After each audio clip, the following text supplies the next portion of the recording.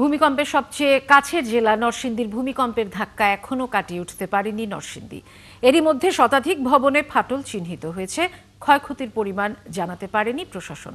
ফেটে যাওয়া ভূমির নমুনা সংগ্রহ করেছে ঢাকা বিশ্ববিদ্যালয়ের ভূতত্ত্ব বিভাগের শিক্ষার্থীরা। এদিকে বাবা ছেলে সহ নিহত 5 জনের দাফন সম্পন্ন হয়েছে। সহকর্মী মোবারক হোসেনের পাঠানো তথ্য ও ছবিতে প্রতিবেদন। শুক্রবার সকাল 10টা 38 মিনিটে বাংলাদেশে 5.7 মাত্রার ভূমিকম্পের কেন্দ্র ছিল নরসিংদীর মাধবদী। তাই কেন্দ্রের কাছাকাছি এলাকাগুলোয় ক্ষয়ক্ষতি ছিল বেশি। 5 জনের মৃত্যুর ঘটনায় প্রতিটি বাড়িতে শোকের ছায়া। জেলা প্রশাসকের কার্যালয়, সার্কিট হাউস, সদর উপজেলার আবাসিক ভবন সহ শতাধিক ভবনে ফাটলের কারণে দেখা দিয়েছে আতঙ্ক। ওই ছেলেটাকে আমি কোলে নিয়ে নিলাম, তাড়াতাড়ি করে নিয়ে দৌড়াই হসপিটাল দিকে রওনা দিলাম। আর আমার প্রতিবেশী রফিকুল ইসলাম ভাই, মাইনুদ্দিন ভাই তারা আসলো, তাদেরকে বললাম যে আপনারা দেলোয়ার ভাইকে নিয়ে আসেন। পরিবারটা অসহায় এবং এই পরিবারের এখন বেঁচে আছে মা এবং 2টো মেয়ে। পুরানো একটু বিল্ডিং, এগুলি তো মনে করেন সাইডে একটু স্পর্শ হয়ে কিছু বালিকণা পড়ছে। মানুষের টিনের ঘর, টিন দাগ তো দুর্বল ঘর, তাদেরই বেশিরভাগ ক্ষতি হয়েছে। আমার বাচ্চা ছাড়াও বললো এই বয়সে ভূমিকম্প হয় নাই। আর আমি ওই যে কালকা যে ভূমিকম্পটা দেখছি, মানে আতঙ্ক হয়ে গেছে। শুক্রবার শতাধিক নারী পুরুষ হাসপাতালগুলোতে চিকিৎসা সেবা নিতে আসলেও জেলা সদরসহ কোনো হাসপাতালে বর্তমানে ভূমিকম্পে আহত কেউ আর ছিলেন না। হাসপাতালের অবস্থা যেটা, আমাদের হাসপাতাল 1962 সালে নির্মিত হলেও এই হাসপাতালে ইমার্জেন্সি ডিপার্টমেন্টে শুধুমাত্র একটুখানি প্লাস্টার উঠে গেছে, এছাড়া বাকি হাসপাতালে আর কোথাও কোনো ক্ষয়ক্ষতি হয়নি। নরসিংদীতে আবহাওয়া অফিসেরও তেমন কোনো তৎপরতা লক্ষ্য করা যায়নি। ভূমিকম্পের আগাম কোনো সতর্কবার্তা হয় না। তারপরে ওই ব্যাপারে আমার কথা বলার এখতিয়ার নেই, এটা আমার অফিস নিয়ন্ত্রণ করে না, এটা কেন্দ্রীয়ভাবে নিয়ন্ত্রণ করা হয় আর কি। ভূমিকম্পে ক্ষতিগ্রস্ত পলাশ রেসিডেন্সিয়াল মডেল কলেজে মাটির নমুনা সংগ্রহ করেছে ঢাকা বিশ্ববিদ্যালয়ের ভূতত্ত্ব বিভাগের 7 সদস্যের প্রতিনিধি দল। ভূমিকম্পের উপাত্ত সংগ্রহ করতেছি, যে এই ভূমিকম্পের ফলে পৃষ্ঠের মধ্যে কি কি এভিডেন্স অথবা নিদর্শন আছে যেগুলো এই ভূমিকম্পের সাথে জড়িত। তার মধ্যে এই যে ফাটলগুলা, এগুলাও কিন্তু ভূমিকম্পের সাথে জড়িত। আহতদের চিকিৎসার খোঁজ খবর রাখা হচ্ছে বলে জানিয়েছে জেলা প্রশাসন। রবিবার দুর্যোগ ব্যবস্থাপনা কমিটির সভায় জেলার পূর্ণাঙ্গ ক্ষয়ক্ষতি নিয়ে আলোচনা হবে। পৌর এলাকাগুলোতে যে সকল ভবন ঝুঁকিপূর্ণ রয়েছে, অনেক জায়গায় আমরা লক্ষ্য করেছি ভবনগুলো হেলে পড়েছে। এই ভেলে পড়া ভবন এবং ফাটল ধরা যে ভবনগুলো রয়েছে সেগুলো চিহ্নিত করার জন্য পৌর এলাকায়, নরসিংদী সদর পৌর এলাকায় পৌরসভার নির্বাহী প্রকৌশলীকে সভাপতি করে 4 সদস্য বিশিষ্ট একটি কমিটি গঠন করা হয়েছে। নরসিংদীর গাবতলীতে ছাদের কার্নিশ ধসে নিহত দেলোয়ার হোসেন উজ্জ্বল ও তার ছেলে 8 বছরের হাফেজ ওমর সহ মোট 5 জনের জানাজা শেষে দাফন সম্পন্ন হয়েছে। মরদেহের পোস্টমর্টেম ছাড়াই শুক্রবার সন্ধ্যার পর পলাশ উপজেলায় নিহত কাজেম আলী, নাসির উদ্দিন ও ফোরকান মিয়ার জানাজা শেষে দাফন হয় নিজ এলাকাতেই। হাসান আহমেদ, 71। দর্শক, শুরুতেই যেমনটা বলছিলাম, 32 ঘন্টার ব্যবধানে তৃতীয়বারের মতো ভূমিকম্পে কাঁপল বাংলাদেশ। সন্ধ্যা 6টা 6 মিনিটে ঢাকা এবং এর আশপাশের এলাকায় এই ভূকম্পন অনুভূত হয়। এ নিয়ে আরও বিস্তারিত জানাতে নিউজ রুম থেকে আমাদের সাথে যুক্ত হচ্ছেন সহকর্মী আফসানা শাওন। শাওন, কিছুক্ষণ আগেই অর্থাৎ 6টা 6 মিনিটে আবারও আমরা ভূমিকম্প অনুভব করতে পারলাম। সর্বশেষ এই ভূমিকম্পের মাত্রা কত ছিল এবং এর উৎপত্তিস্থল কোথায় ছিল এখন পর্যন্ত জানা গেছে কিনা আমাদের জানাবেন। একেবারেই ঠিক বলেছেন। সন্ধ্যা 6টা 6 মিনিটে যে ভূমিকম্পটি অনুভূত হয়েছে সেটির মাত্রা বাংলাদেশ থেকে বলা হচ্ছে 3.7 এবং এই 3.7 যেই মাত্রাটি বলা হচ্ছে সেটি ইউরোপিয়ান মেডিটেরেনিয়ান যে সিসমোলজিক্যাল সেন্টার, তারাও একই কথা বলছে। কিন্তু ইউএসজিএস যে ভূতাত্ত্বিক জরিপ সংস্থা আছে তারা বলছে এটার মাত্রা ছিল 4.3 এবং তাদের তথ্য মতে এটার উৎপত্তি স্থল ছিল নরসিংদী থেকে 11 কিলোমিটার পশ্চিমে এবং ভূপৃষ্ঠ থেকে এর গভীরতা ছিল 10 কিলোমিটারের মতো। অর্থাৎ ঘুরে ফিরে সেই নরসিংদী এবং নরসিংদীতেই যেটি আমরা দেখলাম যে এটিকে যদি আফটার এবং বলাই হচ্ছে আবহাওয়া অধিদপ্তর থেকে যে প্রথম যে ভূমিকম্পটি হয়েছিল গতকাল সকাল 10:30টায় এবং আজকে সকাল 10:30টায় যে ভূমিকম্পটি হয়েছে নরসিংদীতেই, এগুলোই হচ্ছে আফটার শক। গতকাল থেকেই যেটি বলা হচ্ছিল যে মানসিকভাবে প্রস্তুতি রাখতে হবে, যে কোনো সময় আফটার শক হতে পারে এবং দ্বিতীয় আফটার শকটি হলো কিছুক্ষণ আগে। এবং এই যে আফটার শক গুলো হচ্ছে এগুলোতে স্বাভাবিকভাবেই মানুষের মধ্যে ভীষণভাবে আতঙ্ক ছড়িয়ে পড়েছে এবং গতকালকে আমরা দেখেছি যে সবচেয়ে বেশি ক্ষতিগ্রস্ত হয়েছিল নরসিংদীতে, সেখানে 5 জনের মৃত্যু হয়েছে, 6 শতাধিক মানুষ আহত হয়েছে সারা বাংলাদেশে মিলিয়ে। এবং এই যে হতাহতের যে সংখ্যা, সে তারপরে যখন আফটার শক গুলো আসছে তখন এগুলোর মাত্রা আগের চেয়ে কম হলেও মানুষের আতঙ্ক কিন্তু আগের চাইতে অনেক বেশি, কারণ মানুষ ধরেই নিয়েছেন যে এরপরে বড় ধরনের আর কোনো ঝাঁকুনি আসতে পারে কিনা। এবং বিশ্লেষকরাও কিন্তু বলছেন যে এই ছোট ছোট ভূমিকম্পগুলো কিন্তু বড় ভূমিকম্প আসার লক্ষণ। কাজেই বাংলাদেশের যে প্রস্তুতির অভাব আছে সেই জায়গাটিতে এখন কাজ করার পরামর্শ কিন্তু বিশ্লেষকরা দিচ্ছেন। বুশরা। শাওন, অনেক ধন্যবাদ আমাদের সাথে যুক্ত হবার জন্য। দর্শক, সহকর্মী আফসানা শাওন যেমনটি জানাচ্ছিলেন কিছুক্ষণ আগে, অর্থাৎ 6টা 6 মিনিটে যেই ভূমিকম্পটি হয় সেটির উৎপত্তি স্থল সেই নরসিংদী থেকে 11 কিলোমিটার পশ্চিমে এবং এর মাত্রা 3.7। শুক্রবারের ভূমিকম্পের পর থেকে পলাতক কসাইটুলির ক্ষতিগ্রস্ত ভবনটির মালিকরা। শনিবার সকালে ভবন পরিদর্শনে গিয়ে 3 মালিকের কারো দেখা পাননি রাজধানী উন্নয়ন কর্তৃপক্ষ রাজুক কর্মকর্তা। তাই আগামী 7 দিনের মধ্যে নকশা দেখাতে না পারলে বাড়িটি সিলগালা করে দেওয়ার হুঁশিয়ারি দিয়েছেন রাজুক চেয়ারম্যান। রুহুল আমিনের রিপোর্ট। বিশ্বে বসবাসের অযোগ্য শহরের তালিকায় ওপরের সারিতে প্রায় 2 কোটি মানুষের মেগা শহর ঢাকা। নাগরিক সেবার বিচারে নতুন অংশ কিছুটা এগিয়ে থাকলেও পুরান ঢাকা যেন এক মৃত্যুকূপ। হাজারো অলিগলির কোনোটি এতটাই সরু যে হাঁটার জায়গা পাওয়া কঠিন, ফলে যে কোনো দুর্ঘটনায় অনাকাঙ্ক্ষিত মৃত্যু নিত্যসঙ্গী। যা আবারও মনে করিয়ে দিল শুক্রবারের ভূমিকম্প। তুরস্ক, ফিলিপাইন এবং ইন্দোনেশিয়া এই সমস্ত ভূমিকম্পের ভিডিওগুলো দেখছি এবং কীরকমভাবে পড়ে। তো যেহেতু ঢাকা শহরে ঘনবসতি এলাকা এবং সব বিল্ডিংগুলো উঁচু ভবন, তো ভেঙে পড়লে তো আমিও বাঁচবো না। তা আমি একসময় ছুটাছুটি করার জন্য আশ্রয় খুঁজছি যে যদি ভেঙে পড়ে তা আমি কোথায় পালাবো। দিনরাতের আতঙ্ক মাথায় নিয়ে শনিবারের সকাল শুরু হয় কসাইটুলির বাসিন্দাদের। তবে রাজুক চেয়ারম্যানের আগমন যেন ক্ষত বাড়িয়ে দিল কয়েক গুণ। অনেকেই আকুতি জানান পুরান ঢাকাকে বাঁচানোর। কি কষ্ট তারা কখন ভাবছে যে মাংস নিতে যাব, তার পিছিয়ে মারা যাবে। কিন্তু সরকার যে আসুক বড় বড় বলি মারে। পুরনো ঢাকা মানে জন্ম মানে মনে হয় যে কি বলা হয় যে কোনো পাপ, কিন্তু আমরা কিন্তু প্রাউড ফিল করি যে আমরা ঢাকার সন্তান, ঢাকাইয়া। শুক্রবারের যে ভবনের কার্নিশে ইট পড়ে 3 জনের মৃত্যু হয় সেটি পরিদর্শন করেন তিনি। সবকিছু তো আমাদের বলে, 3 ভাই মিলে সব কথাবার্তা বলে। হাজবেন্ড না আমার হাজবেন্ড না, 3 ভাই। ওরা তো কন্ট্যাক্টে নাই, কালকে থেকে ওনার কোনো খোঁজ পাওয়া। হ্যাঁ, কন্ট্যাক্ট তো নাই, কি করবো ভাই। কোনটাকে রেকটিফিকেশন করা যাবে, কোনটা যাবে না, কিভাবে যাবে, এগুলো আমরা এখন আপাতত এই ফার্স্ট প্রায়োরিটি দিয়ে এই কাজগুলো আমরা।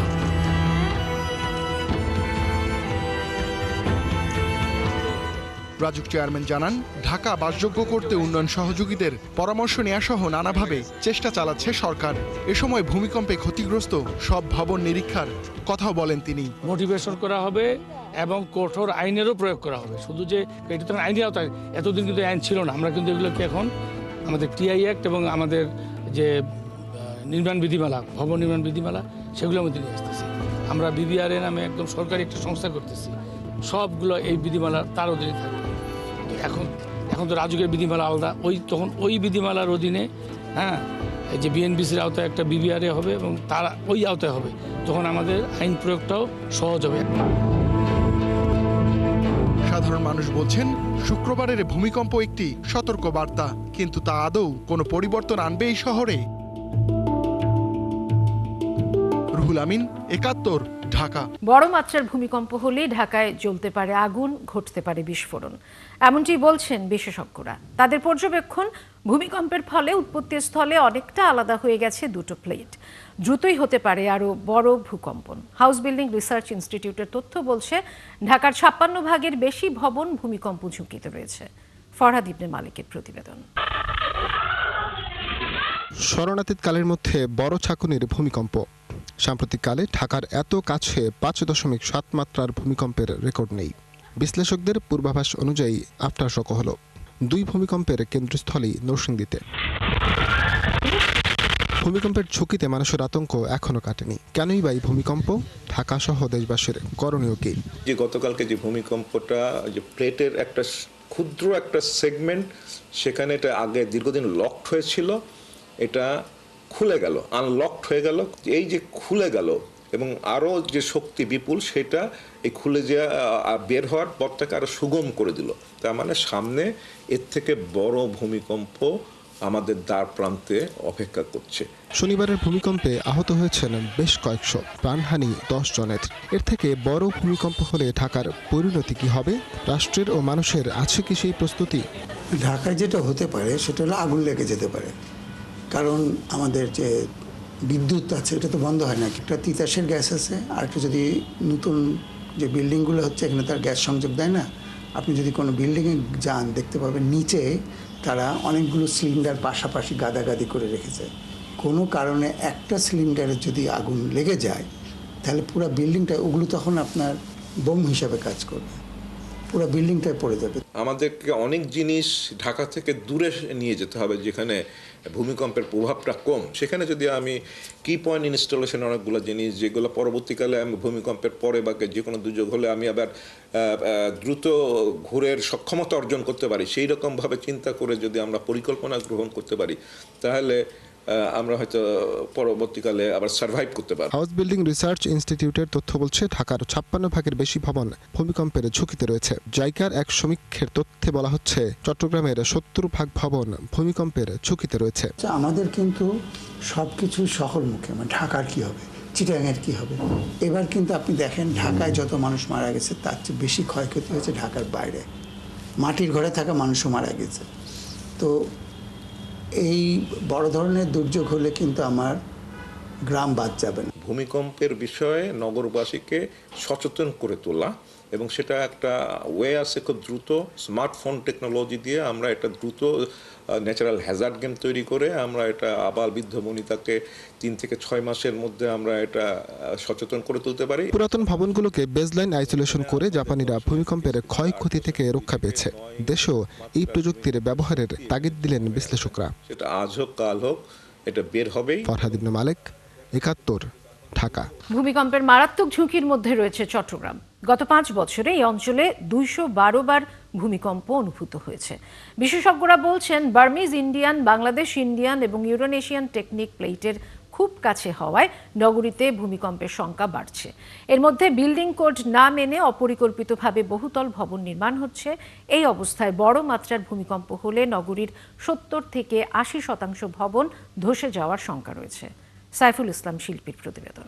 বৃহত্তর চট্টগ্রাম অঞ্চলের ভূতাত্ত্বিক বাস্তবতায় বড় ধরনের ভূমিকম্পের সংখ্যা দীর্ঘদিনের। বিশেষজ্ঞদের মতে এই মাত্রা যদি 6-এর কাছাকাছি পৌঁছায় তাহলে ব্যাপক ধ্বংসযজ্ঞের শঙ্কা থাকে।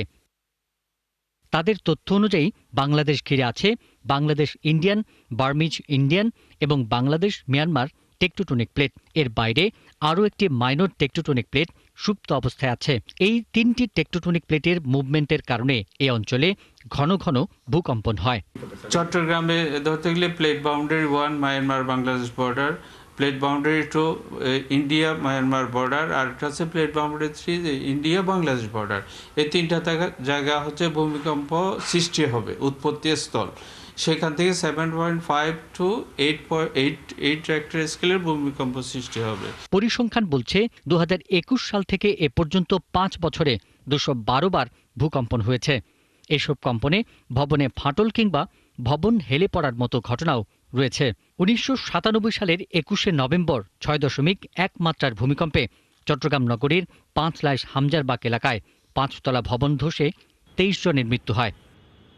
এ নিয়ে চট্টগ্রাম ইঞ্জিনিয়ার্স ইনস্টিটিউশনের চেয়ারম্যান জানান, ভূকম্পন রোধে চট্টগ্রাম উন্নয়ন কর্তৃপক্ষ, সিডিএ, সিটি কর্পোরেশন এবং ফায়ার সার্ভিসের অবহেলা রয়েছে।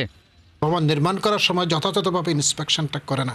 যদি সঠিকভাবে ভবন নির্মাণ করার সময় যদি ইন্সপেকশন করতো, ঠিকমতো করতেছে কিনা, কোয়ালিটি কন্ট্রোল করতেছে কিনা, সেফটি অনুসরণ করছে কিনা, কোড অ্যান্ড স্ট্যান্ডার্ড ফলো করছে কিনা, তাহলে কিন্তু এই ঘটনা ঘটতো না। এবং আরও একটা কারণ আছে, যারা সরকারের পক্ষ থেকে ফায়ার সেফটি ডিপার্টমেন্ট আছে বা আদার অথরিটি আছে, কন্টিনিউয়াস মানুষকে একটু সচেতন করাই ব্যাপারে, সেটাও করতে হবে। সিডিএর তথ্য অনুযায়ী নগরীতেই 4,01,721টি বলছে। ভবনগুলোর মধ্যে 13,480টি 6 থেকে 10 তলা এবং 484টি 10 তলার বেশি। অধিকাংশ ভবন নির্মাণে বিল্ডিং কোড মানা হয়নি। অপরিকল্পিত ভবন নির্মাণ, নিম্নমানের নির্মাণ সামগ্রী ব্যবহার, আর তাছাড়া যেহেতু এখানে সাগরের নিকটবর্তী সল্ট ওয়াটার যদি নির্মাণ সামগ্রীতে ব্যবহার হয় তাহলে সেক্ষেত্রে ভবনের যে টেকসই নির্মাণ কার্যক্রমটা ব্যাহত হবে। 1762 সালের গ্রেট আরাকান আর্থকোয়েক ছিল প্রায় 8.5 মাত্রার। 1897 সালে আসামে 8.7 মাত্রার আরও একটি বড় ভূমিকম্প হয়। এরপর 1918 সালে সিলেটের বালিসিয়া উপত্যকায় 7.6 এবং 1930 সালে আসামের ধুবড়ীতে 7.1 মাত্রার কম্পন রেকর্ড করা হয়। পিন্টু হাজং, 71। হাসিনা বিরোধী আন্দোলনের শেষ 10 বছর জামাত দৃশ্যমান কোনো কর্মসূচি পালন করেনি বলে অভিযোগ করেছেন বিএনপি মহাসচিব মির্জা ফখরুল ইসলাম আলমগীর। তিনি আরও অভিযোগ করেন, বেহেশতের টিকিট বিক্রির নামে মানুষকে বোকা বানাচ্ছে ধর্মভিত্তিক এই দলটি। স্থায়ী কমিটির আরও 2 নেতা জামাতের রাজনীতি সমালোচনা করে বক্তব্য দেন আলাদা অনুষ্ঠানে। শফিকুল হকের রিপোর্ট। ফ্যাসিস্ট সরকার পতনের পর রাষ্ট্র সংস্কারের লক্ষ্যে দীর্ঘ আলোচনার মধ্য দিয়ে জুলাই সনদ স্বাক্ষর করেছে বিএনপি, জামাত সহ 25টি রাজনৈতিক দল। এরপরেও ঐক্যমতের বাইরে এসে পিআর সহ নানা দাবিতে আন্দোলন চালিয়ে আসছে বেশ কয়েকটি দল। এখন গণভোটের কি 4টা প্রশ্ন থাকবে, 4টা প্রশ্ন একটা গণভোটের ব্যালটে, এটা মানুষ কিছু এখন পর্যন্ত বুঝতেই পারছে না, কেউ বুঝতে পারছে না, শেষ দিন পর্যন্ত বুঝতেও পারবে না। দেশকে সংকট থেকে বাঁচাতে দ্রুত নির্বাচন অনুষ্ঠানের কথা জানিয়ে আসছে বিএনপি। এর মাঝে ঐক্যমতের বাইরে এসে চলা এসব আন্দোলনে ষড়যন্ত্র দেখছেন দলটির কেন্দ্রীয় নেতারা। এই মহলটি তারা কিন্তু আপনার রাজনৈতিক অঙ্গনে দাঁড়াতে পারছিল না। দুর্ভাগ্যক্রমে গত 10 বছর কিন্তু আমরা তাদের এই ফ্যাসিস্ট হাসিনাকে পরাজিত করবার জন্য ভিজিবল দৃশ্যমান কোনো কাজ দেখিনি। সমানে চিৎকার করছে পিআর দিতে হবে, পিআর দিতে হবে, পিআর না হলে নির্বাচন হবে না। অনেক হুঙ্কার টুঙ্কার হয়েছে, তাই না? এখন আবার সুর নরম হয়ে গেছে। এখন দেখা যাচ্ছে নির্বাচনের জন্য সব চতুর্দিকে দৌড় ডাকডোল চলছে, তাই তো? এই জিনিসগুলো ঠিক না। এক আলোচনায় যোগ দিয়ে বিএনপি মহাসচিব মির্জা ফখরুল অভিযোগ করেন, ধর্ম নিয়ে রাজনীতি করছে একটি দল। জামাতের টিকিট কাটলে জান্নাতের টিকিট কাটা হবে। কোথায় আছে আমাকে বলুক, তারা দেখিয়ে দিক কোথায় আছে। এবং এটা ঠিক না, ধর্মকে ব্যবহার করে রাজনৈতিক ফায়দা নিয়ে নেওয়া, এটা কখনোই আপনার ইসলাম এই কথা বলে না। রাজধানীতে আরেক সমাবেশে দলটির স্থায়ী কমিটির সদস্য সালাউদ্দিন আহমদ জনসম্পৃক্ত রাজনীতি করতে জামাতকে পরামর্শ দেন। আন্দোলন থেকে রাতারাতি সরে আসা একটু লজ্জা শরমের ব্যাপার আছে, কিন্তু জাতীয় রাজনীতিতে কৌশলে জনদাবির সাথে একাত্মতা পোষণ করা অত্যন্ত জরুরি। সেটা আমি জামাত ইসলামের ভাইদেরকে অনুরোধ জানাবো, জনদাবির সাথে একাত্মতা পোষণ করে নির্বাচনের মাঠে দাঁড়ান। একই দিন জাতীয় প্রেস ক্লাবে এক আলোচনায় যোগ দিয়ে বিএনপি নেতা আমির খসরু মাহমুদ চৌধুরী অভিযোগ করেন, গণতন্ত্র বিরোধীরা নির্বাচন বানচালের ষড়যন্ত্র করছে। এটা ভুললে চলবে না। আমাদের গণতন্ত্রের সংগ্রাম এখনো শেষ হয় নাই। এখনো গণতন্ত্র বিরোধীরা চক্রান্ত করছে কিভাবে এই নির্বাচনকে বাধাগ্রস্ত করা যায়, বিলম্বিত করা যায়। নির্বাচন হচ্ছে গণতন্ত্রের বাহক। তারা চায় না বাংলাদেশে একটা গণতান্ত্রিক অর্ডার ফিরে আসুন। অগণতান্ত্রিক ধারায় চলে ফ্যাসিস্ট সরকার প্রধান শেখ হাসিনা তার পরিচয় দিয়ে গেছে বলেও স্মরণ করিয়ে দেন এই বিএনপি নেতা। এই যুদ্ধে আমাদেরকে জিততে হবে, ঐক্যবদ্ধভাবে থাকতে হবে। শফিকুল হক, 71, ঢাকা। নির্বাচনের আগে নিরাপত্তা নিয়ে সবচেয়ে বেশি ভাবছেন পঞ্চগড়ের নারীরা। বিশেষ করে ভোট কেন্দ্রের নিরাপত্তা কেমন হবে এ নিয়ে সবচেয়ে বেশি আগ্রহী তারা। কেউ কেউ অবশ্য বলছেন সবার আগে দরকার নির্বাচনে নারীর অংশগ্রহণ নিশ্চিত করা, পাশাপাশি নির্বাচন নারী বান্ধব সরকারও প্রত্যাশা করছেন অনেকে। পঞ্চগড়ের নারীদের সেই ভাবনার কথা জানবো রফিকুল ইসলামের তথ্য ছবিতে তৈরি প্রতিবেদনে। জীবনের তাগিদে এখন উপার্জনের পথে পঞ্চগড়ের বহু নারী। ইদানিং তারা রাজনীতিতেও বেশ আগ্রহী। তারা মনে করেন নির্বাচনে নারীর অংশগ্রহণের জন্য সবার আগে দরকার সুষ্ঠু ও নিরাপদ পরিবেশ।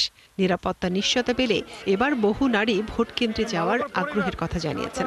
আগামী সংসদ নির্বাচনে আমরা যেন ভোট কেন্দ্রে গিয়ে সুন্দরভাবে সুশৃঙ্খলভাবে ভোট দিতে পারি, এটাই আমাদের প্রত্যাশা। আমি একজন নতুন ভোটার, আমি একজন স্টুডেন্ট। আগামী জাতীয় সংসদ নির্বাচনে যে ভোট হবে, আমি সেখানে নতুনভাবে ভোট দিব। আমরা যাতে পড়ালেখা শেষ করে একটা চাকরি পেয়ে সমাজের উন্নয়ন করতে পারি, বাবা মার পাশে দাঁড়াতে পারি, কারো বোঝা হয়ে যেতে আমরা না থাকি। নারী ভোটাররা মনে করেন এখনো সরকারি বেসরকারি প্রতিষ্ঠানে নারীদের অংশগ্রহণ খুবই কম। শিক্ষাক্ষেত্রেও তারা পিছিয়ে। তাই তারা এবার এমন প্রার্থীকে নির্বাচিত করতে চান যারা নারীদের জন্য এবং নারীদের নিয়েই কাজ করবে। যে ক্ষমতায় আসবে, আমরা চাই যে সেই দলটি আমাদের নারীদেরকে নিয়ে ভাববেন, নারীর উন্নয়ন, নারীর ক্ষমতা এবং নারীর সুরক্ষা এবং নারীদের যে নিরাপত্তা, এইটা নিয়ে ওনারা ভাববেন।